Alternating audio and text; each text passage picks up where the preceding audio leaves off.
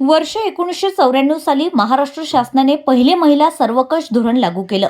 या धोरणानुसार प्रत्येक क्षेत्रात महिलांना निर्णय प्रक्रियेत सहभागी होता यावं म्हणून स्थानिक स्वराज्य संस्थांमध्ये महिलांना प्रतिनिधित्व करण्याची संधी मिळाली। त्या ठिकाणी महिलांना 50% आरक्षण लागू झाल्याने राजकारणातही महिला पुढे आल्या आहे। आता महाराष्ट्र शासन चौथे महिला धोरण आणत आहे। अशा परिस्थितीत लोकसभा व विधानसभा सारख्या संसदीय कामकाजात महिलांचा सहभाग वाढविण्यासाठी 50% आरक्षण लागू करण्याची लक्षवेधी सूचना अमरावतीच्या आमदार सौ सुलभाताई संजय खोडके यांनी विधिमंडळात समक्ष केली आहे। राज्य विधिमंडळाच्या कामकाजादरम्यान जागतिक महिला दिनानिमित्त महिला विकासाच्या धोरणांबाबत आमदार सौ सुलभाताई खोडके यांनी महिलांच्या आर्थिक, सामाजिक, राजकीय विकासाबाबत चर्चा केली। आमदार महोदयांनी सांगितले की महिलांचा सर्वांगीण विकासासाठी शासनाने धोरण ठरविले आहे, ज्यामध्ये महिलांना आत्मनिर्भर बनवून कुटुंबाबरोबरच समाजात महिलांची निर्णायक भूमिका वाढावी व निर्णायक प्रक्रियेत त्यांचा सहभाग वाढवावा म्हणून महाराष्ट्राने महिलांना 50% आरक्षण लागू केलं। त्यामुळे महिलांना प्रत्येक क्षेत्रात प्रतिनिधित्व करण्याची संधी मिळाली आहे। बँकिंग पासून ते संरक्षक दलापर्यंत महिलांनी मजल मारली आहे। स्थानिक स्वराज्य संस्थांच्या निवडणूक असो, मग ग्रामपंचायत पासून ते महानगरपालिका, कृषी उत्पन्न बाजार समिती अशा सर्वच ठिकाणी 50% जागा राखीव असल्याने महिलांचा सर्वकष निर्णय प्रक्रियेमध्ये सहभाग वाढला। विधानसभा व लोकसभेतही महिला पोहोचल्या आहे, मात्र या ठिकाणी त्यांची संख्या फार कमी आहे। म्हणून महिलांचा संसदीय कामकाजात सहभाग वाढविण्यासाठी लोकसभा व विधानसभेत महिलांना 50% आरक्षण लागू करण्याची सूचना आमदार सौ सुलभाताई खोडके यांनी अधिवेशनातून केली आहे। महिला सक्षमीकरणाचे उदात्त ध्येय साध्य करीत असताना महिलांच्या आरोग्याकडे सुद्धा लक्ष देण्याची गरज आहे। महिलांमध्ये वाढते कॅन्सरचं प्रमाण चिंतेची बाब असून महागड्या उपचार व औषधींच्या खर्चामुळे महिलांच्या आरोग्यावर कॅन्सरचा धोका वाढलाय। त्यामुळे महिलांसाठी कर्करोग निदान, तपासणी व उपचार संदर्भात सुद्धा शासनाने धोरण निश्चित करावं। तसेच काही आर्थिक उत्पन्न मर्यादेवर महिलांना कॅन्सरचा उपचार व औषधी संपूर्णतः मोफत देण्याला घेऊन शासनाची भूमिका महत्त्वाची असल्याचं देखील आमदार सौ सुलभाताई खोडके यांनी सांगितलंय। महिलांच्या मोफत शिक्षण, उच्च शिक्षण, शुल्क माफी तसेच आरोग्य, पोषण, आहार, स्वास्थ्य, शिक्षण व कौशल्य अशा सर्व निर्णायक धोरणांवर काम करत असताना महिलांची सुरक्षितता देखील महत्त्वाची आहे। महिलांच्या वाढत्या अत्याचाराच्या घटनांना आळा बसविण्यासाठी राज्यात शक्ती कायदा लागू करण्याची सूचना सुद्धा आमदार महोदयांच्या वतीने सभागृहासमक्ष करण्यात आली आहे। महिला विकासाच्या धोरणात महिलांना समानतेचा वाटा मिळावा, वडिलोपार्जित संपत्तीमध्ये महिलांना वाटा मिळाल्याने त्या सक्षम झाल्यात। शासनाच्या विविध योजनांच्या माध्यमातून महिलांचं सक्षमीकरण होत असताना शेतमजूर, घरकाम महिला, बांधकाम कामगार यांसारख्या असंघटित कामगारांनाही संघटित करून त्यांच्या उत्थानासाठी प्रयत्न होणं अपेक्षित असल्याचं आमदार महोदयांनी सांगितलं। तसेच एकल, विधवा, घटस्फोटित, परित्यक्ता महिलांना सुद्धा सामाजिक सुरक्षा व आत्मनिर्भरता बहाल व्हावी म्हणून आज शासनाच्या वतीने स्वतंत्र धोरण ठरविण्याची गरज आहे, अशी सूचना आमदार सौ सुलभाताई खोडके यांनी जागतिक महिला दिनाच्या निमित्ताने सभागृहासमक्ष मांडली आहे। सुलभाताई खोडके।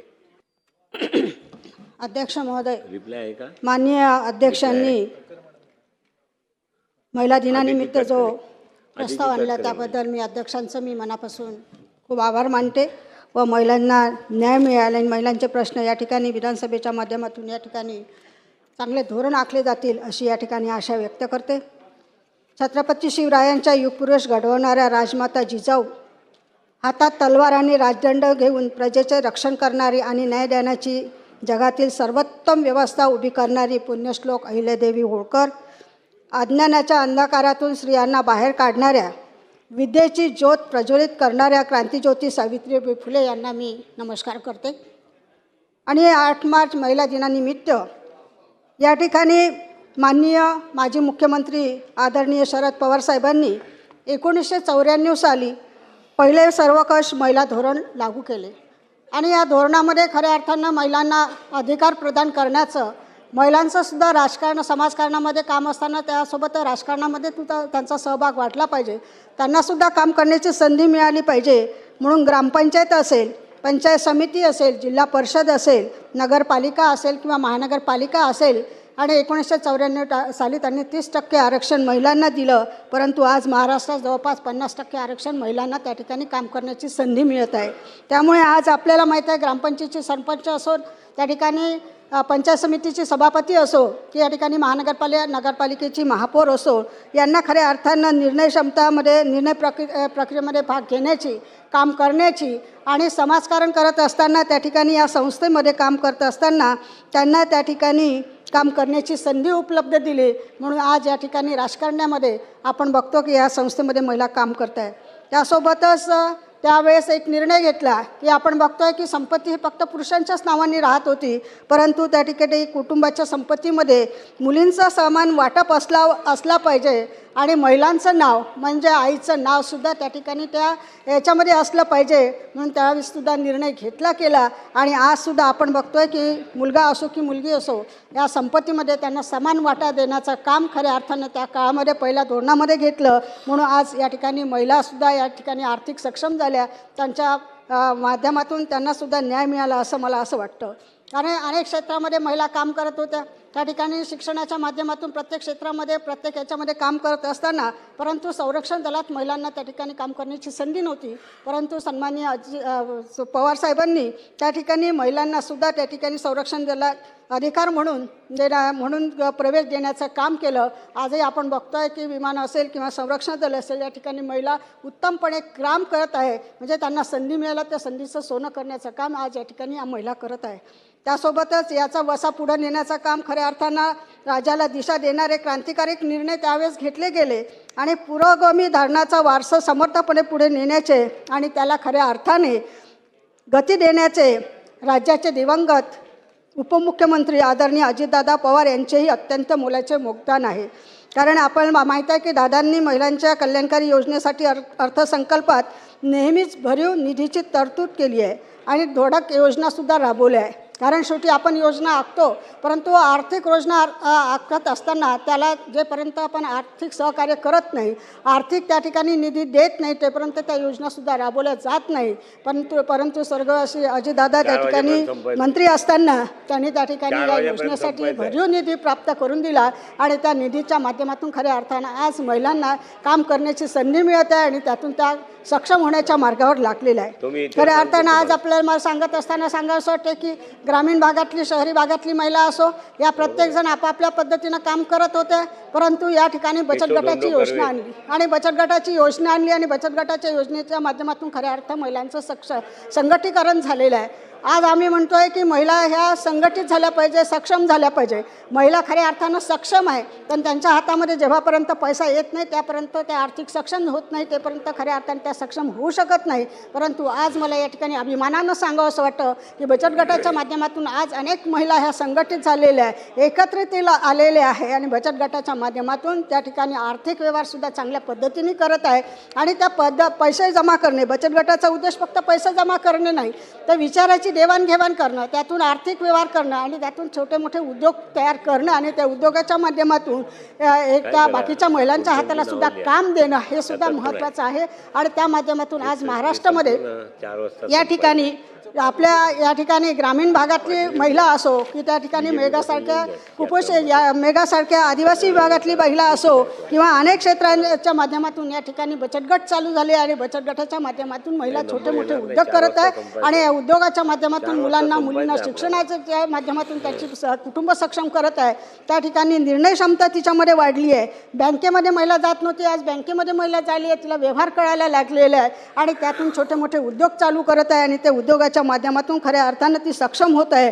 परंतु हे उद्योग चालू करत असताना खऱ्या अर्थानं अनेक अडचणी निर्माण होतात.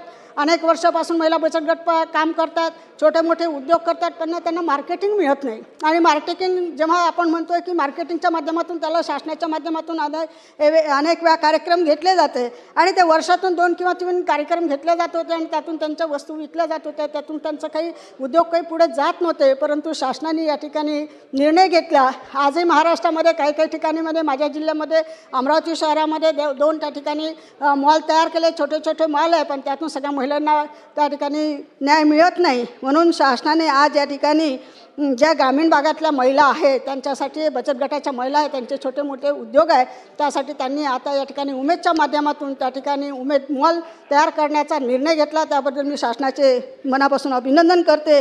आता सध्या 13च तालुक्यामध्ये जिल्ह्यामध्ये या ठिकाणी मॉलची निर्मिती होणार आहे, परंतु मला वाटते महाराष्ट्रामध्ये सगळंच, कारण बचत गट हे संपूर्ण महाराष्ट्रात असल्यामुळे संपूर्ण महाराष्ट्रामध्ये या ठिकाणी उमेदचे मॉल तयार झाले पाहिजे. माझ्या अमरावती जिल्ह्याचा सुद्धा या ठिकाणी प्रस्ताव आहे. सगळ्यात पहिला प्रस्ताव आला होता, परंतु त्याला मान्यता मिळाली नाही, काही कारणं समजली नाही. म्हणून अमरावती जिल्ह्याचं सुद्धा जागा उपलब्ध आहे, प्रस्ताव आला आहे, त्याला सुद्धा मान्यता द्यावी अशी या ठिकाणी विनंती करते.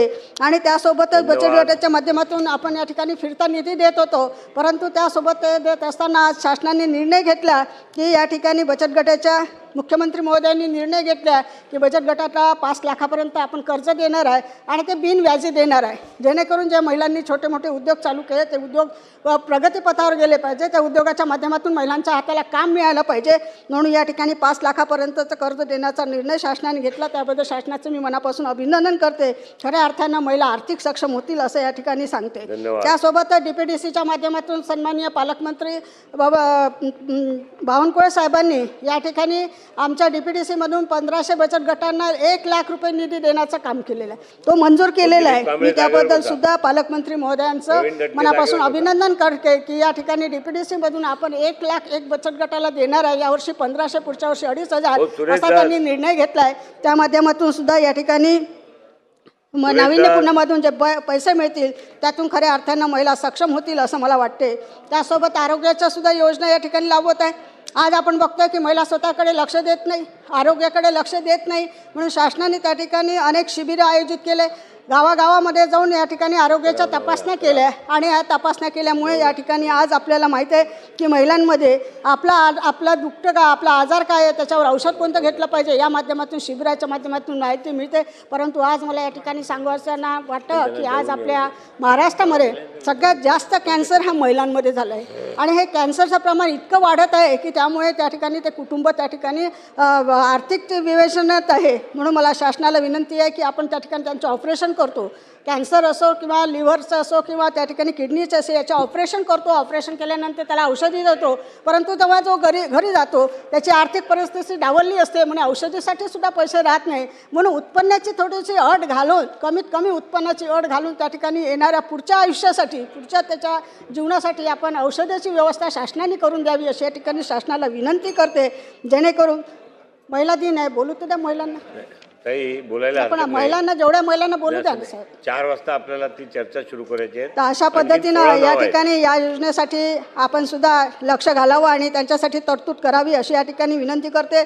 त्यासोबतच सगळ्यात महत्त्वाचं म्हणजे आमच्या शेती करणाऱ्या महिला आहे, बांधकाम करणाऱ्या महिला आहेत, वीटभट्टी चालवणाऱ्या काम करणाऱ्या महिला आणि त्याची घरकाम करणाऱ्या या महिला असंघटित होत्या, परंतु त्यांचं संघटन करून आज शासनाने नवीन योजना आणल्या आणि संघटित महिला कामगारांचं या ठिकाणी योजना आणून त्यांना संघटित करून त्या ठिकाणी त्यांच्यासाठी, त्यांचं कुटुंब चालवण्यासाठी, कारण ती महिला शेतमजूर असेल, शेती करणारी असेल, बांधकाम विटभट्टीवर काम करणारी असेल की घरकाम करणारी असेल, दिवसभरापासून सकाळपासून संध्याकाळपर्यंत जाते, जेव्हा तिची काही अडचण आली तेव्हा तिच्या कुटुंबावर आघात होतो. म्हणून या ठिकाणी शासनाने जी कामगारांसाठी जी योजना आणली त्याबद्दल मी शासनाच्या मनापासून अभिनंदन करते. ते राबवल्या गेले पाहिजे प्रॉपर असं या ठिकाणी सांगते. त्यासोबतच मुलींच्या शिक्षणासाठी सुद्धा या ठिकाणी शासनाने 1ली ते 12वीपर्यंत शिक्षण आपण दिलं, परंतु आज अशी परिस्थिती आहे ग्रामीण भागातल्या खूप गरीब परिस्थिती पण खूप हुशार मुलं असतात, त्यांना शिक्षणासाठी पैसे राहत नाही, आर्थिक परिस्थिती नसल्यामुळे त्या ठिकाणी शिक्षण घेऊ शकत नाही. म्हणून यासाठी शासनाने उच्च शिक्षण शुल्क माफी योजना आणली आणि त्या माध्यमातून आज आपल्याला सांगावंसं वाटते की अनेक कुटुंबातली मुलं IAS अधिकारी झालेले, क्लास 1 अधिकारी झाले, MPSCच्या माध्यमातून त्या ठिकाणी नोकरी लागली आहे आणि त्यातून खऱ्या अर्थानं ते सक्षम कुटुंब होत आहे. याबद्दल सुद्धा मी शासनाचे अभिनंदन करते. त्यासोबतच मागच्या वेळेस शासनाने मुख्यमंत्री माझी लाडकी बहीण योजना आणली आणि याच्यामध्ये आपण 1500 रुपये देऊन ऐतिहासिक निर्णय घेतला, परंतु याचा फायदा जर खऱ्या अर्थानं मिळाला असेल तर आमच्या शेतकरी महिला असेल, शेतमजूर महिला असेल, कारण आमची शेती ही आपण म्हणतोय की शेती, आपला भारत हा शेतीप्रधान देश आहे, परंतु आमच्या भागातली काही शेती आहे की ही निसर्गावर अवलंबून आहे, कधी जास्त पाऊस कधी कमी पाऊस, उत्पन्नाचं त्या ठिकाणी गॅरंटी राहत नाही. परंतु आज शासनाने निर्णय घेतला की त्या शेतमजूर शेती करणाऱ्या महिला आहेत त्यांना 1500 रुपये महिना त्या मिळतो की त्याच्या कुटुंबाला तो आधार होतो आणि त्यातून खऱ्या अर्थानं त्या उपयोग त्या खऱ्या अर्थानं त्या महिलांना झाला असं मला वाटते. त्यासोबतच आता एक सगळ्यात महत्त्वाची प्रश्न म्हणजे समस्या निर्माण झाला आहे की ती एकल महिलांसाठी. जी विधवा आहे, परिपक्व महिला आहे, तिचं जे इतकी अडचण आहे की ती 27, 28, 30 वर्षे जेव्हा ती विधवा होते किंवा तिला नवऱ्यानं सोडून दिलं, त्यांची लहान लहान मुलं असते, त्यांच्या शिक्षणासाठी सुद्धा पैसे राहत नाही, उपजीविका कशी साधावी यासाठी सुद्धा तिचे अडचणी असते. म्हणून या ठिकाणी एकल महिलांसाठी स्वतंत्र धोरण तयार करण्याचं मुख्यमंत्री महोदयांनी या ठिकाणी सांगितलं आहे. धन्यवाद. मला वाटते हे धोरण आखताना 2 मिनटं फक्त आखणार आहे आणि त्याच्यामध्ये मला असं वाटते एकल महिला आहे त्यांचा आपण निश्चितच त्या ठिकाणी त्यांची माहिती घेऊन त्यासाठी त्या धन्यवाद. पद्धतीने धोरण आखावं अशी या ठिकाणी करते. त्यावरच महिलांवर अत्याचार अन्याय वाढत आहे, त्याचं संरक्षण मिळण्यासाठी सुद्धा कायदा कडक करण्याची गरज आहे आणि कडक कायदा करावा, शक्तीसारखा कायदा आणावा, तेव्हाच महिलांना संरक्षण आणि त्या ठिकाणी अत्याचार अन्याय होणार नाही याची सुद्धा शासनाने जबाबदारी घ्यावी.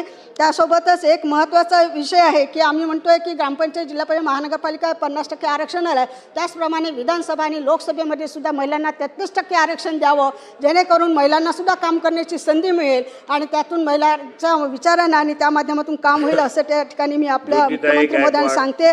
आणि शेवटचं एवढंच बोलते, ती आहे म्हणून हे विश्व आहे, ती आहे म्हणून घराला घरपण आहे, ती आहे म्हणून नात्यात जिवंतपण आहे, तिचा सन्मान करणे हे प्रत्येकाचे कर्तव्य आहे. महाराष्ट्रातील प्रत्येक महिला सुरक्षित, सन्मानाने आणि योग्य संधीचे वातावरण देण्यासाठी आपण प्रयत्न करूया. आजच्या या महिला प्रस्तावाच्या महिला दिनानिमित्त मी सर्वांना खूप खूप शुभेच्छा देऊन माझे 2 शब्द संपवते. धन्यवाद अध्यक्ष महोदय.